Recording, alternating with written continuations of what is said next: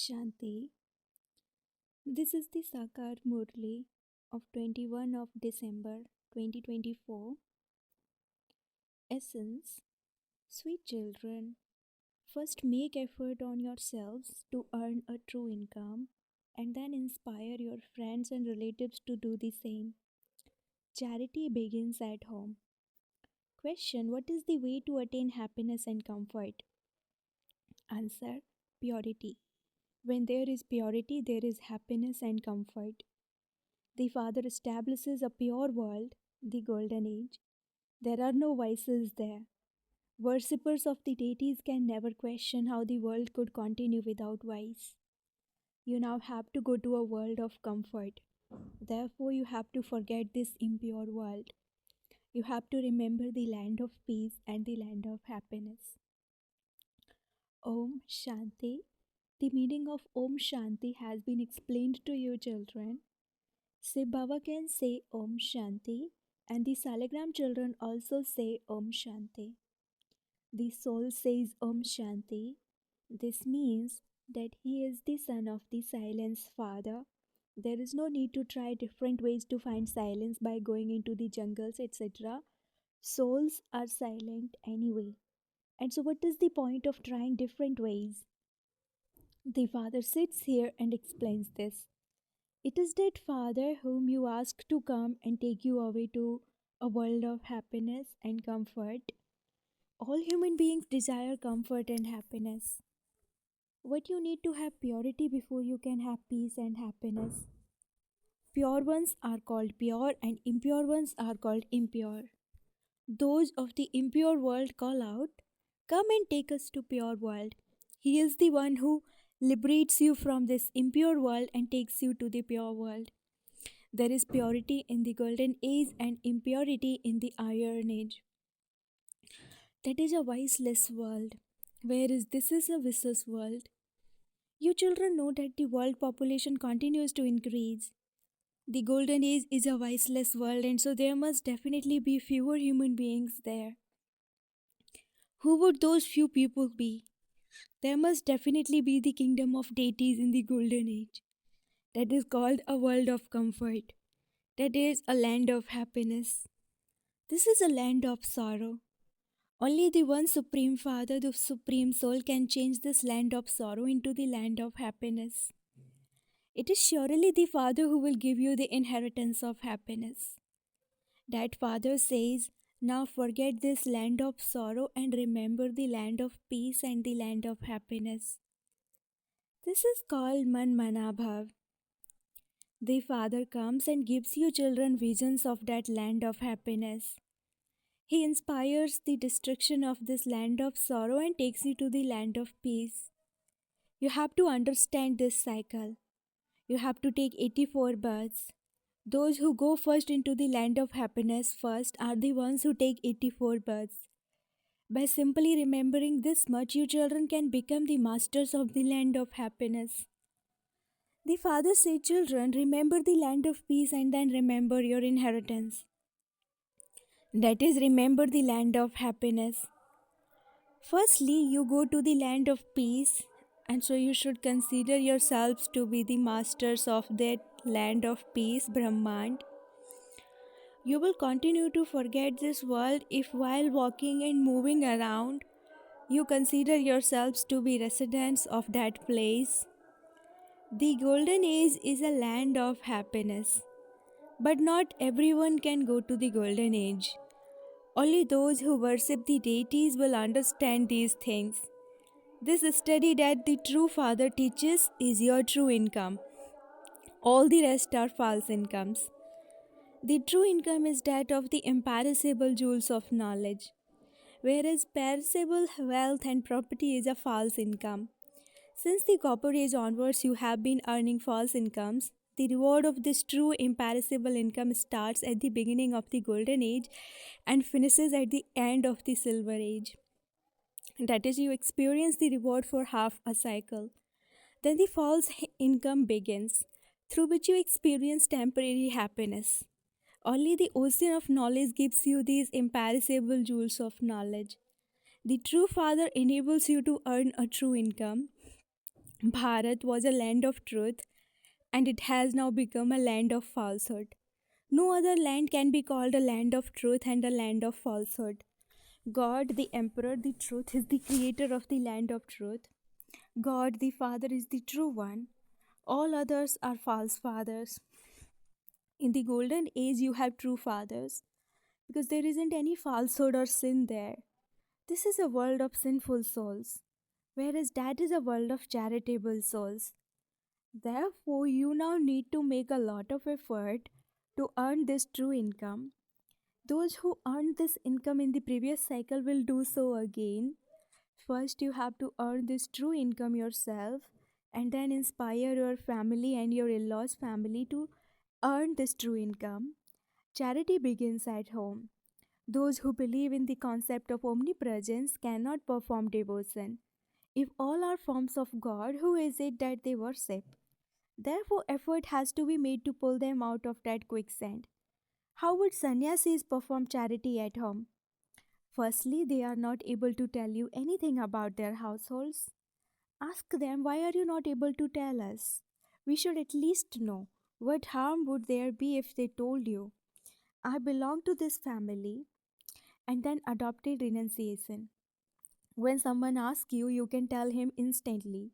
Sannyasis have many followers. If a sannyasi were to tell them that there is only one God, his followers would question him and ask, who gave you this knowledge? If he said that it was the weekage, his business would finish. Why would anyone want to lose his honor in that way? No one would even give them food. This is why it is very difficult for the sannyasis. Firstly, you have to give this knowledge to your friends and relatives, etc., and inspire them to earn a true income through which they can attain happiness for 21 births. This is a very easy thing. However, it is fixed in the drama for there to be so many scriptures and temples, etc. The residents of this impure world say, come and take us to a pure world. It is now 5,000 years since the golden age began to exist. They say that the duration of the iron age is hundreds of thousands of years. Therefore, how can people understand where or when the land of happiness existed? They say that annihilation takes place and that the golden age then comes after that. That first of all, Sri Krishna comes sitting on a peepal leaf, floating on the ocean and sucking his thumb. They have changed everything around. The Father says, I now tell you the essence of all the Vedas and scriptures through Brahma.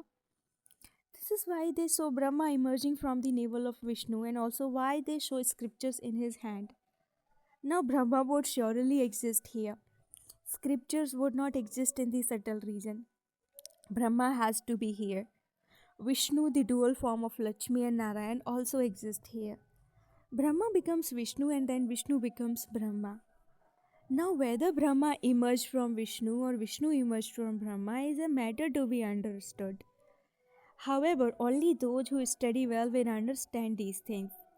The Father says you have to continue to understand these matters until the moment you leave your bodies. You have become 100%, totally senseless and bankrupt. You were once sensible deities and you are now becoming those deities again. Human beings cannot change anyone into deities. You were those deities and you then completely lost all your celestial degrees while taking 84 births. You were in great comfort in the land of happiness, whereas you are now restless. You are able to explain the account of 84 births. It is easy to calculate how many births those of Islam, the Buddhist, Christian, Sikhs, and all the other sects and isms take. Only the residents of Bharat become the masters of heaven. The sapling is now being planted.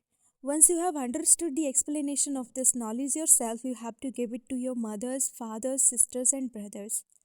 Whilst living at home with your families, you have to live like a lotus flower. Then charity begins at home. You have to relate this knowledge to those in your parents' home and also your in law's home. Even in business, they first try to make their own brothers into business partners. Here too, it is the same. There is the praise that a Kumari is one who uplifts her parents' home and also her in law's home. Impure ones cannot uplift anyone. So, which Kumaris do this? It is you, Brahma Kumaris, the daughters of Brahma. There is a temple built here to other Kumaris and unmarried Kumaris, brackets half Kumaris and virgin Kumaris. That is your memorial. We have come in order to make Bharat into heaven once again. The Dilwala temple is totally accurate. Heaven is portrayed on the ceiling, but in fact, heaven existed down here. The tapasya of Raj Yoga also takes place down here. Those who built the Dilwara temples should know about the ones whose temple it is. They have shown Jagat Pita, Jagadamba, Adi Dev and Adi Devi sitting inside. Acha, who child is Adi Dev? Say Babas, the half Kumaris and unmarried Kumaris are all sitting here doing Raj Yoga. The father says Man Manabhav. You will then become the masters of paradise. Remember liberation and the land of liberation. This is your renunciation. The renunciation of the genes is very difficult. Their system of plucking their hair out is very severe, whereas here it is easy Raj Yoga. This is also a family path. This is fixed in the drama. A Jain sage established his own new religion, but you couldn't call that the religion, original eternal deity religion. That has now disappeared.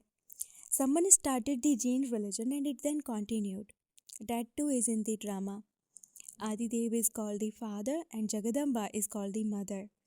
Everyone knows that Brahma is Adidev. They are also called Adam and Bibi and Adam and Eve. The Christians do not know that Adam and Eve are now sitting in tapasya. They are the heads of the human genealogical tree. The father sits here and explains all of these secrets. There are so many temples to Shiva and Lakshmi and Narayan, and so you should know their biographies. The Father, the ocean of knowledge, sits here and explains these too. It is the Supreme Father, the Supreme Soul, who is called knowledgeful, the ocean of knowledge, and the ocean of bliss.